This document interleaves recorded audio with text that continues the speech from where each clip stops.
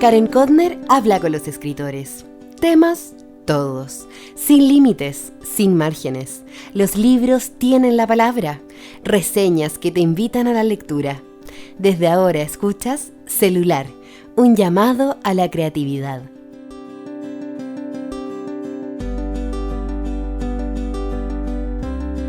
Hola, ¿cómo estás? Grabo este episodio el mismo día que hice la entrevista al escritor Alejandro Zambra. Hoy es miércoles 28 de octubre del 2020. Yo, de verdad, no logro recordar la primera vez que leí a Zambra, ni cuál de sus libros fue el primero. Pero hoy es uno de esos escritores que me representa muchísimo y espero que a muchos de ustedes, queridos auditores, también. La última novela de Alejandro Zambra, poeta chileno, la leí en menos de 2 días y me sorprendió, como toda la literatura zambriana, por su propuesta ágil, fresca, atrevida.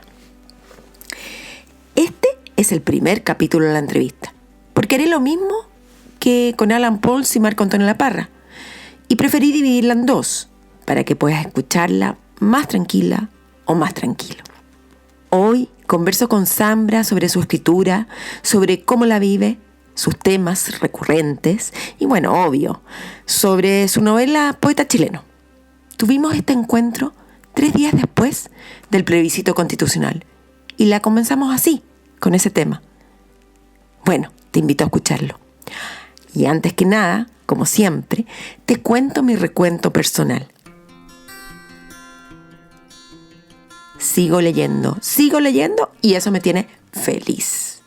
Como preparación para la entrevista que vas a escuchar hoy, me leí 3 libros de Alejandro Zambra: Poeta chileno, No leer y Tema libre. Te los recomiendo todos, vale la pena. Además, ya estoy ordenando los libros que eran de mi mamá, que te lo conté en el capítulo anterior, en el programa anterior, y cada vez la biblioteca de mi casa está agarrando más vida. Hace poco me reuní con un grupo de señoras mayores y les conté lo que era hacer un podcast. Les mostré cómo funcionan y, obvio, hablé de celular, un llamado a la creatividad. Espero que alguna de ellas se convierta por fin en una auditora. Vamos con la entrevista a Alejandro Zambra.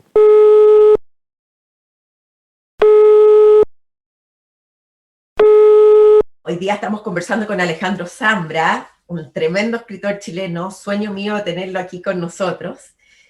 Y gracias, Alejandro, por estar hoy día aquí con nosotros. Bueno, muchas gracias por la invitación, Karen. ¿Qué te estoy interrumpiendo? ¿Qué estabas haciendo antes de tener que conectarte a esta entrevista? Estaba decidiendo si hacía más café o no y finalmente decidí no hacer más café. Y bueno, los días están como los de la mayoría de la gente, muy cambiados, las rutinas están todas patas arriba o en reformulación, ¿no? Entonces cada día es distinto. Hoy es un día precioso, hay un sol o sea, hay un sol perfecto, ¿no? Entonces debería uno estar en el parque, qué sé yo. Pero estamos aquí conversando. Tú en México, en el DF, y yo acá en Chile. En el DF, ¿qué horas son ahora? 3 horas menos que en Ok, Santiago. ok.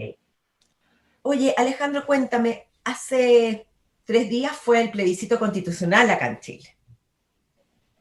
Y me encantaría saber cómo viviste ese día, qué significó para ti el proceso de vivirlo desde una otra orilla casi, como un Y yo todavía espectador. estoy con la sonrisa en la cara, digamos, porque desde la mañana, desde las primeras horas, existió esta sensación efervescente de participación, muchos amigos muy contentos. Me mandaban mensajes diciendo que sentían que el voto valía, que hace muchísimos años, muchísimas elecciones que no sentían eso. Y yo también lo sentí, me junté con algunos amigos chilenos para votar en el consulado y sí sentí también una emoción muy grande porque, bueno, son causas que se vienen delineando hace muchos años, ¿no? O sea, creo que eso se olvida, que los movimientos se van masificando y acumulándose. Entonces, recordé el tiempo de Marca tu voto, de esa campaña. Me acuerdo que fui apoderado de mesa en algún momento y era muy difícil ese trabajo porque ibas básicamente a contar votos que todos los demás querían disputarte y objetar, ¿no? Y era una cuestión rara que había que explicar mucho, que el voto se marcaba y eso no significaba que se anulara. Entonces me pareció muy, muy hermoso también a la luz de esa causa específica, ¿no? De la discusión sobre la Constitución, que por supuesto eh, empieza ahora realmente, ¿no? O sea, pero sí fue muy, muy genial, creo yo, perdón que te interrumpa, pero sí me pareció muy, muy impresionante la cantidad de gente que fue a votar y que desafió la pandemia. O sea, creo que hay un grado de valentía que está súper bueno enfatizar, ¿no? Gente mayor, también fueron muchos jóvenes y eso es lo que más nos alegra a todos, creo yo, porque esto ha sido un movimiento de jóvenes, pero de jóvenes también interesados en que sus padres se vean más felices, ¿no?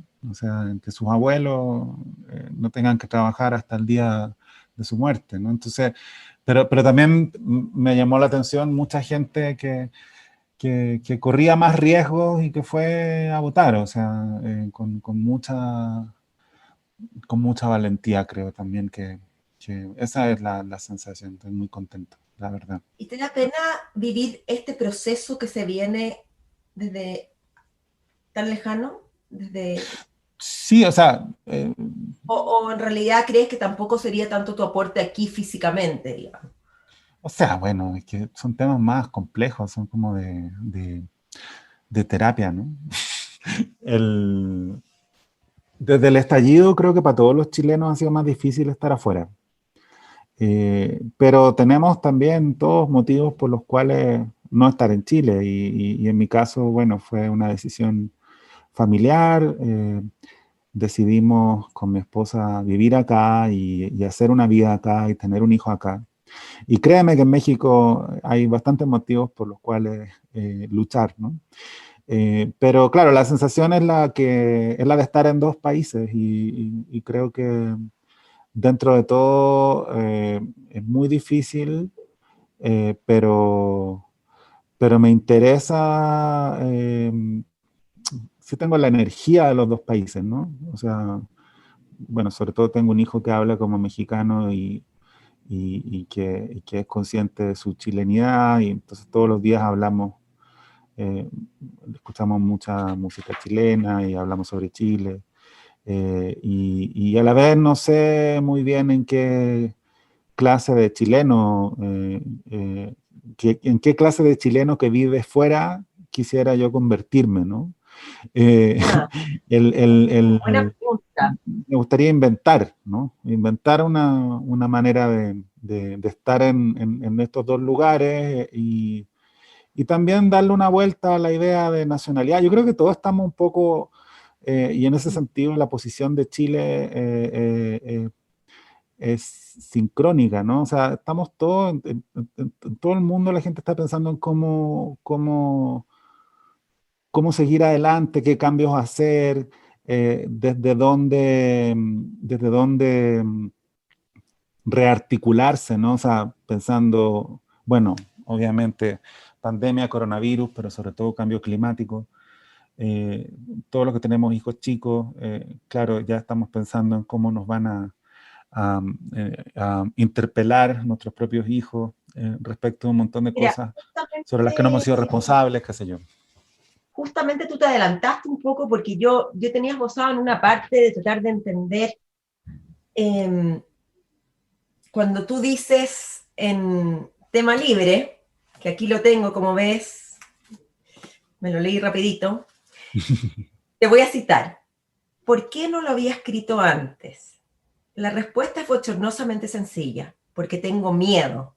Tengo miedo de perder mi acento, mi chileno lento, mi E y mi J chilenas, que son tan suaves.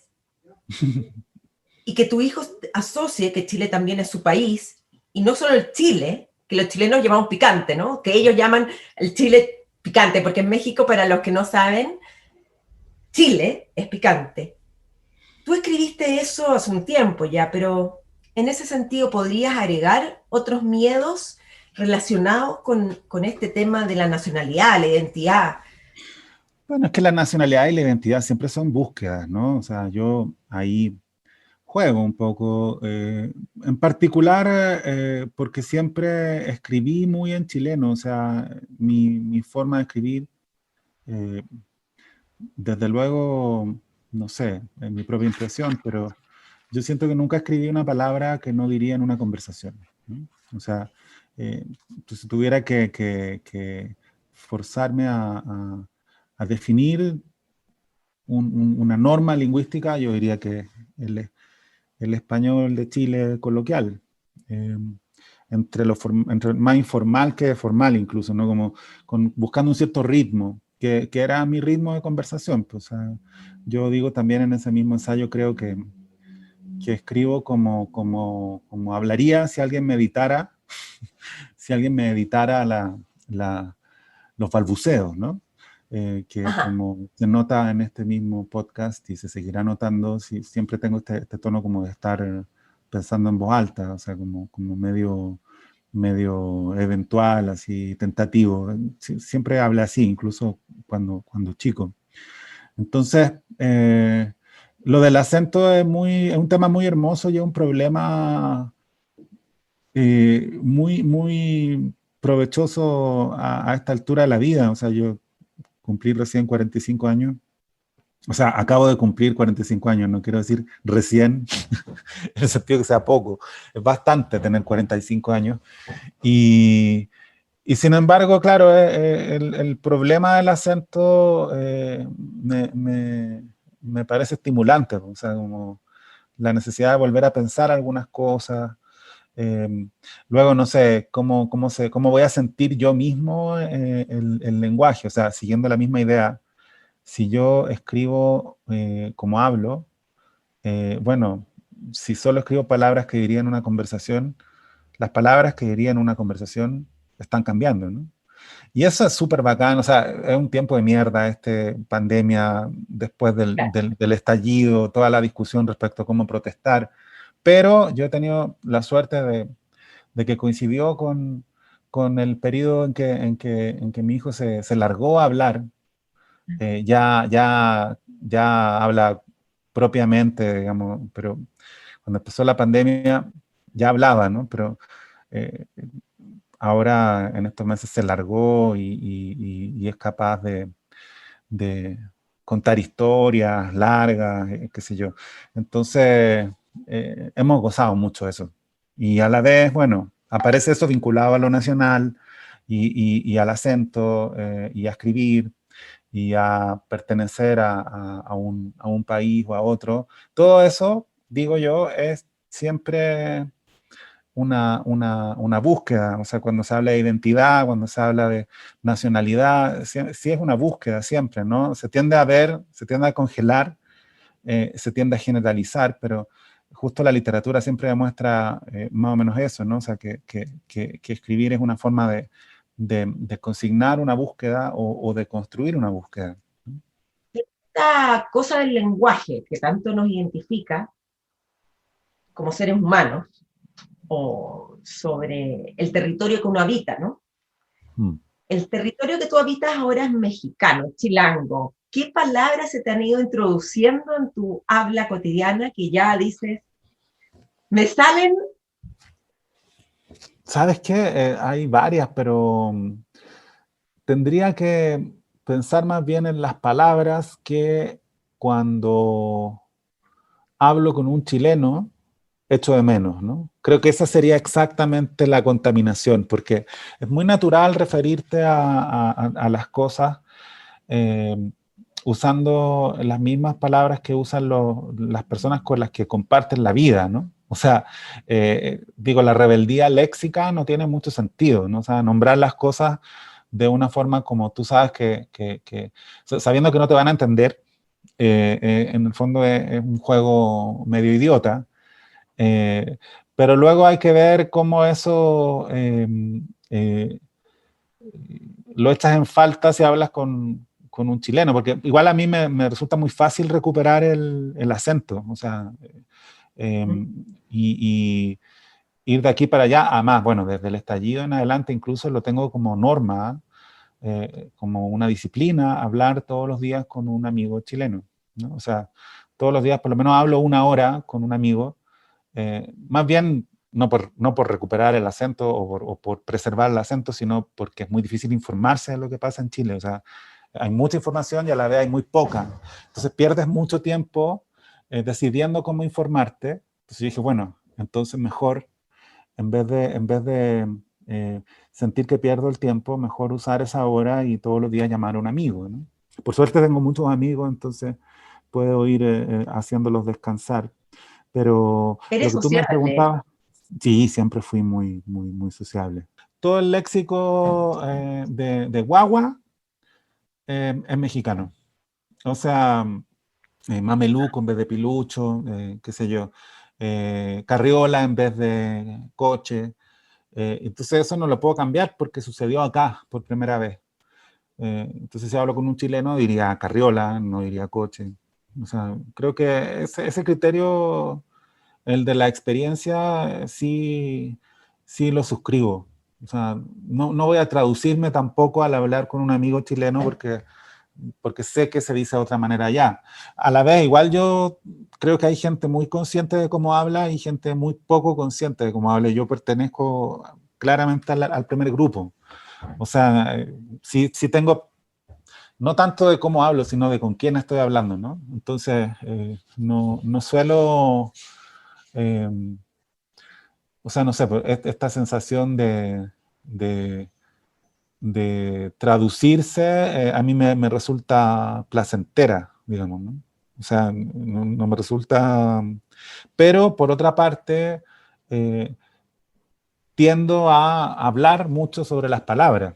En este tema del lenguaje e identidad, yo siento que tu escritura ha estado fuertemente marcada por ciertos factores que se van repitiendo en todos los libros que tengo tuyos, más el que tengo en el Kindle, y Bonsai no lo encontré, digamos, aquí van varios. Ay, ¿me los ves? Sí. Ahí están. Bueno, eh, temas que yo siento que se cruzan. Maipú, el Instituto Nacional, ser nombrado o no ser nombrado, digamos, el colegio que tú perteneciste, a la universidad que perteneciste, que es la Universidad de Chile, y en no leer, tú pusiste en un ensayo, no sé si son ensayos, columnas, no sé cómo llamar, crónica, Yo tampoco. que se llama La ciudad te seguirá, pusiste Me gusta Santiago. A veces pienso que no podría vivir en ninguna otra parte. Fecha 2014. O sea, Alejandro, estamos en una entrevista con Alejandro Zambra. No es tan lejano, digamos. Eso quiere decir que, wow, ¿qué pasó entre el 2014 y el 2020? Sí, han cambiado las cosas, ¿no? Yo sí tuve esa sensación muchas veces de que iba a vivir siempre en el mismo barrio, que iba a escribir sobre ese barrio, pero bueno, las cosas se dieron de otra manera, digamos, y no importa, ¿no? O sea, como digo, en el fondo no es... Creo que siempre estuve abierto a que las cosas fueran de otra manera, ¿no?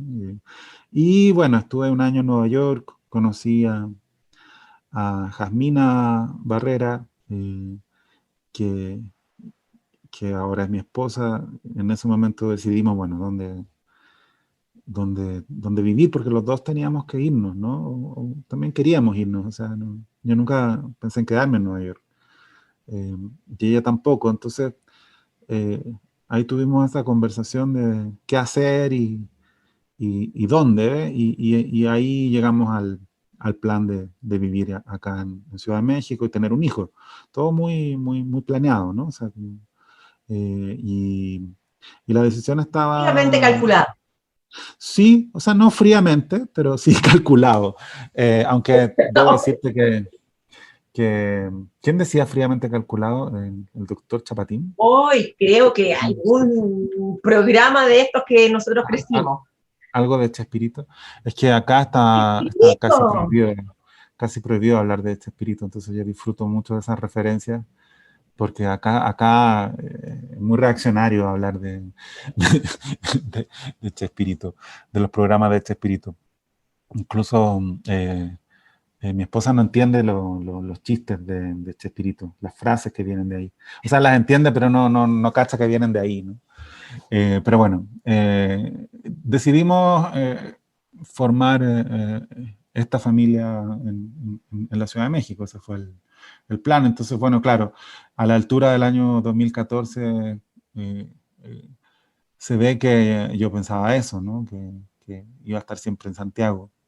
Eh, Estoy muy interesado en estos territorios y a la vez Santiago sigue siendo mi ciudad, porque eso mismo que dice en esa columna, cito ese famosísimo poema de Cavafy que dice "La ciudad te seguirá", en uno de sus versos más famosos también. Y claro, en el fondo, la extranjería siempre te remite a lo propio, ¿no? O sea, en todo sentido. La, la, la, la idea de ciudad, el lenguaje, la forma de vivir, estás comparando absolutamente todo el tiempo. Es una comparación que de pronto ya ni siquiera se expresa como una comparación. Simplemente al ver algo distinto, ves lo propio dibujado encima, ¿no? Esa es mi sensación. O al decir una palabra y darte cuenta de que no funciona de la misma manera, llegas a alguna conclusión sobre tu lengua que no habrías tenido sin ese choque, ¿no? Sin perderla. O sea, como que el riesgo de perder tus palabras te hace recuperarlas, ¿no? O sea, y eso me gusta harto a Sí, mí. O sea, como, no sé, digo, con la estoy hablando de amenaza lo fino. constante. Claro. O sea, estoy hablando de cosas finas, no necesariamente Sí. los modismos, que son muy obvios, pero de pronto te das cuenta que los chilenos usamos muchísimo el verbo ocupar, ¿no? Y que eso no es así ¿Cuánto el verbo cuánto? ocupar, un verbo tan sencillo como ese, ¿no? Tú dices, bueno, puedo ocupar tu Espérate, lápiz. eres un escritor súper prolífico, con múltiples facetas, o sea, narrador, poeta, ensayista, columnista, crítico. Y creo que he leído todos tus libros menos Bahía Inútil y Mudanza. Y ahí por ahí, ya ni sé dónde escuché, o si mal no recuerdo, como dicen, formas de volver a casa es como tu regalón, ¿o no? No, o sea, libro regalón, yo creo que siempre es el último, el libro regalón. Yo le tengo mucho cariño a Mudanza y a La vida privada de los árboles, aunque no sé muy Ajá. bien cómo fundamentarlo, es simplemente una sensación como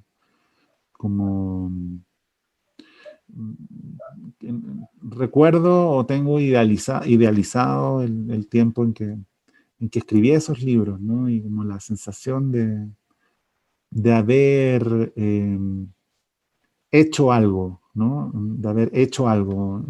Lo digo casi en un sentido medio eh, resbaloso, así, ¿no? Eh, no hablo de calidad, ¿no? O sea, no estoy diciendo que sean buenos libros. Lo que quiero decir es que como que eh, escribirlo fue un acto que me gusta, ¿no? Ah, lo Una, pasaste una bien. acción, digamos. No es pasarlo bien exactamente, si recapitulo en realidad eh, no eran tiempos muy buenos, pero algo sucedió ahí, o sea, o cambié escribiendo esos libros, ¿no? O sea, estoy tratando de decirlo de una manera más sofisticada, pero tal vez no, tal vez exactamente eso, que algo cambió cuando escribí esos libros, ¿no? Un punto de quiebre, podríamos decir, Algo ¿no? descubrí, claro, claro, sí. Ah, Pero en realidad no tengo muy bien cómo fundamentarlo, es una pura sensación. Y bueno, tengo también tengo un recuerdo de todos los libros, incluso el primero, que no me gusta nada y que nunca reeditaría. De todos los libros tengo una sensación muy viva pero no los califico yo, ¿no? O sea, no pero digo este autor. en alguno tienes que haber sentido como que fue un parto, así, que realmente sufrí. Sí, es que hay un momento de sufrimiento y un momento de gozo, y yo tiendo a pensar que al comienzo, en ese balbuceo preliminar, en que no sabes si lo que estás haciendo vale la pena o no, y la única manera de averiguarlo es hacerlo, creo que ese es el momento más lleno de turbulencias, ¿no? Y yo, sí, claro, pues ahí soy como caricaturescamente pasional. O sea, me pasó también al comienzo del tiempo en que escribí esta última novela. Poeta Sí, chileno. claro, sí estaba yo en varios proyectos a la vez, ¿no? Entonces estaba jugando a, a que compitieran un poco, a que discutieran más bien, ¿no? Uno con otro, ¿no? Y un día estaba en este proyecto, al día siguiente. Y claro, lo cuento ahora y parece como todo muy sereno, ¿no? Y era todo lo contrario. O sea, peleaba con el libro y casi como que buscaba motivos para no escribirlo. Y al día siguiente o a la semana siguiente ya me había cambiado totalmente de proyecto y odiaba el libro anterior no sé, es muy mala película, o sea, medio cómica y a la vez. Y de pronto, claro, empezó a prevalecer un archivo, por así decirlo, ¿no? O sea, Ujú. ya me empecé a dar cuenta que habría siempre el mismo archivo y pasé de ese periodo en que me repartía en varios proyectos a un periodo en que estaba muy metido y solamente metido en uno, ¿no? Digo, y ahí hay un momento de mucho gozo. O Claro. sea, no creo que se pueda escribir sin esa alegría, incluso si el libro es muy triste, ¿no? O sea, no estamos hablando de que haya una correlación entre los dos, entre, no sé, tu sensación y lo que efectivamente está escribiendo, ¿no? O sea, Sí, creo que escribir siempre es como, digamos, si hubiera un nivel que fuera del 0 al 10, digamos, y el 0 fuera el silencio, cuando estás en uno ya hay un desplazamiento hacia, hacia lo contable, hacia lo decible, ¿no? mm, Lo, hacia el humor incluso, ¿no? Aunque estés hablando de algo muy oscuro, ya las palabras están prevaleciendo ante el silencio y eso las aproxima y construye una cierta calidez. mm. Alejandro, y dime una cosa, hablamos un poquito, pero quiero entender un poco más. Recién diste una entrevista en el podcast Mundial de Escritura y a veces ahí dijiste que los escritores tienen un solo tema, solo que escribimos del mismo tema de manera distinta, un poco. Eso fue lo que yo te entendí. Entonces intenté imaginarme cuál sería tu respuesta a tu tema, cuál es tu tema, si hiciéramos así como un facsímil, como tu libro facsímil, ¿ya?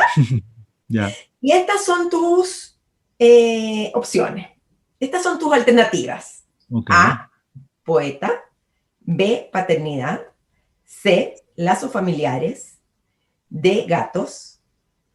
E, periodo escolar, universitario, profesional. F, Oye, ninguna de las anteriores. tengo un problema y es que tengo que confesar que no te puse atención al enunciado. O Ok, sea que solo escuché las opciones y me distraje un poquito cuando estaba diciendo cuál era la ok, pregunta. no hay problema. Gracias por O sea, ¿me la... puede repetir la pregunta, por favor? ¿Me puede repetir Sí, la pregunta? puedo repetir la pregunta. Corremos. ¿Cuál sería tu tema? El tema. Así, Mi Alejandro tema, Sanz. mi único tema. Ah, ninguna de las Podríamos anteriores. hacerlo múltiple, ¿eh? A y C o algo así, pero no más. Claro. No puedo poner 3 o 4. No, ninguna de las anteriores, ¿no? Ninguna, no le... No ¿Cuál era? puede. ¿Cuáles eran? Te puedo comentar cada Poeta. uno. Ah, A, poeta. no, B, no. paternidad. Ya, C, sé, lazos familiares. sí, sé, ya. D, de dedo, gatos. E, Gatos. periodo escolar, / universitario, / profesional. Y la última, ninguna. O sea, mira, la verdad es que estoy en desacuerdo con la pregunta, con el planteamiento de la pregunta. Y en ese sentido está bien, porque uno nunca está de acuerdo con los tests, ¿no? O sea, siempre piensas que la pregunta tiene una trampa. Y, y sin embargo, si tuviera que elegir una que no fuera F, diría B o C, o sea, paternidad, lazos familiares. Porque me parece que es casi imposible narrar una experiencia humana sin rozar esos temas, ¿no? Pero eh, creo que es una pregunta muy tramposa la tuya, estoy en desacuerdo. Y el, yo creo que la literatura es justo algo que permite hablar de muchas cosas a la vez, ¿no? Ujú. Entonces, la respuesta casi siempre sería todas las anteriores, ¿no? Ah, Porque, porque justo el relato reivindica eso, ¿no? O sea, nos permite salir como de los límites estrechos del tema, del anclaje temático, ¿no? Que sin embargo, claro, es muy frecuente, siempre en las entrevistas o en todo aquello que rodea a la literatura aparece la noción de tema como una noción muy estable y la verdad es que no corresponde sino a una forma de hablar de los libros, ¿no? O sea, para que tú y yo podamos hablar de los libros solemos recurrir a la noción de tema, ¿no?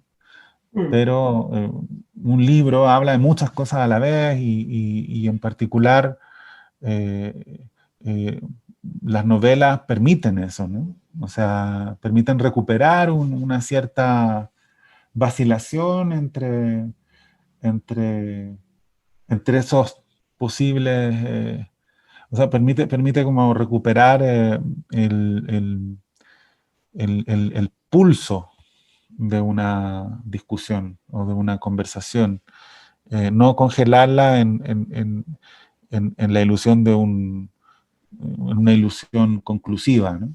Entonces, esa es mi respuesta. bueno, vamos a tener que entonces reformular No, no, la no, no, no, tú me puedes reprobar, pues, si esa es la idea, ¿no? claro, o te puedo, no, porque también te puedo aprobar porque los argumentos son lo suficientemente potentes para No, convencerme no, de tu pero lado. repruébame nomás Te y repruebo. yo repito el curso tranquilamente, o sea, si los escritores Como estamos ahí, Vicente, como claro, Vicente. Ay, no, no quiero dar, no quiero decir nada del libro, no, no, no, qué mala sería eso, ¿no? spoilear, pero Spoilear. ¿Cuál es la palabra en español de spoiler? es una palabra que hay que inventar, ¿no? Bueno, Eh, porque sería más bien una frase. Eh, pero estamos siempre repitiendo de curso los escritores. para ti escribir, porque tal cual le contaste a Santiago Lach en este mismo podcast que te nombré, eh, dices que te hace muy, muy bien y que escribes todos los días. Sí, pero Eso estaba contaste. mintiendo. Yo estoy Estaba mintiendo. repitiendo. No, pues en un podcast uno dice una cosa, en otro dice otra. Bueno, ahí vamos a tener No, que sí. llevarte a una corte y ver quién dice la verdad. Pero la verdad es que no me importa tanto si escribes o no, porque eso es tu problema, pero yo tengo un problema y quiero saber que me lo ayudas a solucionar. Porque los escritores nos llenamos de libretitas, de archivos, de carpetas, papeles, servilletas, donde vamos escribiendo y escribimos. ¿Cómo organizas tú todo lo que escribes? Porque una cosa es escribir para un proyecto formal, pero otra para escribir porque hoy día se te ocurrió escribir, ¿no? O siempre estás escribiendo para algo formal, así que dices, lo voy a publicar.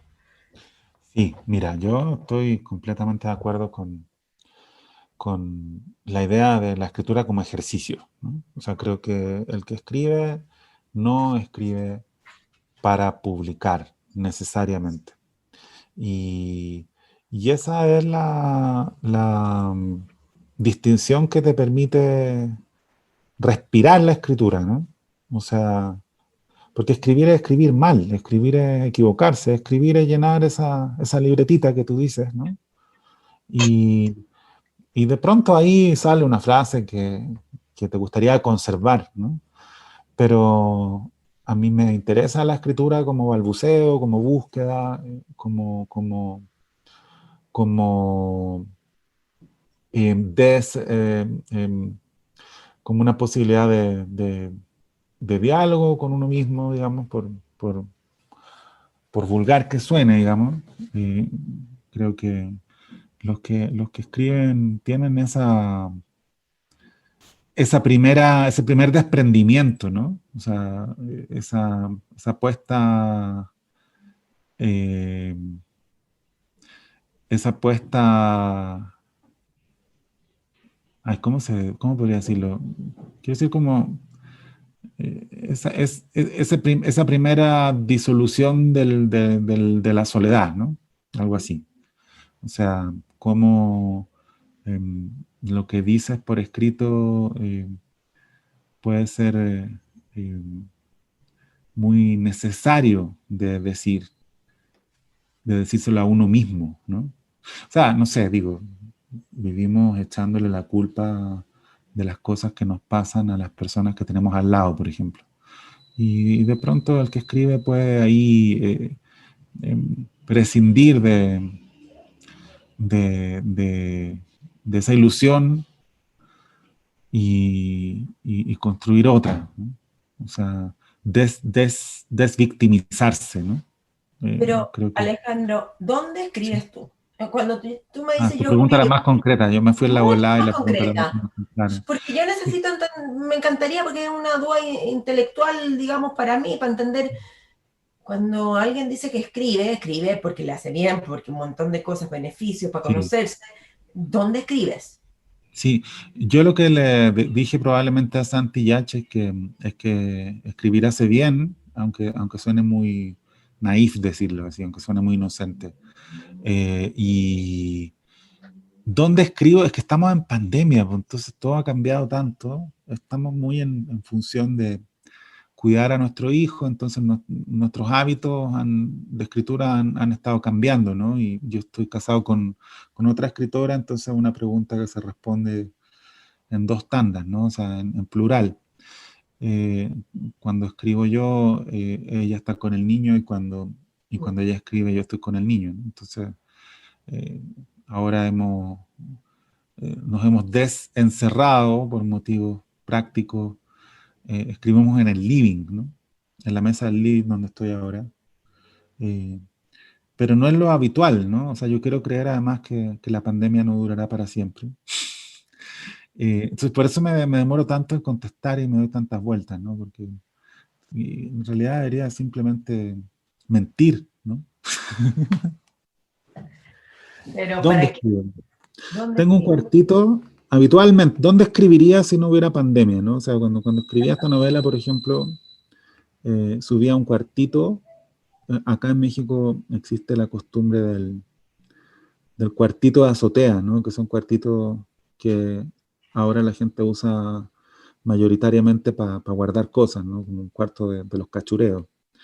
Entonces, si hay en un edificio hay 6 departamentos, en la azotea hay 6 cuartitos pequeños, de 2x2, digo, ¿no? Realmente pequeños.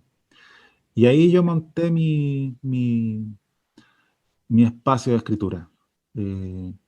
Y entonces todos los días subía y estaba ahí 4 horas escribiendo. Y claro, hay una parte de la escritura que no parece muy productiva, ¿no? Que tomar notas así generales, y de pronto ya esa escritura toma forma y está escribiendo algo que probablemente se podría convertir en un libro, y luego ya estás súper convencido de que es un libro, ¿no? Están todos esos procesos. Y esta novela la escribí en un tiempo muy rico en que mi hijo era muy guagua, y entonces despertaba muy temprano él, digamos, por supuesto, no nos despertábamos nosotros, pero yo lo tenía siempre un par de horas, digamos, de 5:30 a 7:30, ¿no? O a 8. Y era ese un primer momento sagrado del día, ¿no? Y luego subía al cuartito y estaba 3, 4 horas y trabajaba en la novela, y luego bajaba de nuevo a la casa y volvía a ser padre, ¿no? Entonces tengo yo la sensación de que fue muy armónico ese tiempo. La paternidad y la escritura se armonizaron muchísimo. Nunca había sido tan plenamente escritora, además. Nunca me había dedicado tanto a escribir, ¿no? Siempre hice otras cosas, hice crítica, clases, escribí en prensa, qué sé yo. Y durante ese tiempo no hice nada más que escribir y ser papá. Entonces fue para mí un tiempo que recuerdo, ya lo idealizo, aunque no fue hace mucho tiempo, ya lo idealizo, porque además después todo cambió tanto, ¿no? En Chile y en el mundo. Y entonces, claro, casi me parece estar recordando un mundo que ya no existe, ¿no? ¿Qué te pareció? Alejandro Zambra sabe reflexionar, eso a mi parecer. Es muy interesante escucharlo, seguirlo y meterse en un mundo de un escritor que tiene un sello. Creo que para todos los que nos gusta la literatura, esto es un tremendo aporte. Bueno, no te quito más tiempo. Te espero en el próximo capítulo, el capítulo 31, con la segunda parte de la entrevista a Alejandro Zambra. Acuérdate, la transcripción siempre la encuentras en mi página web www.karenkodner.com. ¿Qué libro has leído, Alejandro Zambra? ¿O cuál de ellos es el que más te ha gustado? Que tengas una excelente semana. Cuídate mucho. Lee, escribe, crea. ¡Chao! Han oído Celular, un llamado que no termina. El pulso de la creación. Estén atentos a la llamada. Recuerden seguirnos y escucharnos en Spotify, iTunes, iVoox y por supuesto en karenkodner.com. El diseño de sonido y la postproducción estuvo a cargo de Podcast.cl. ¡Hasta pronto!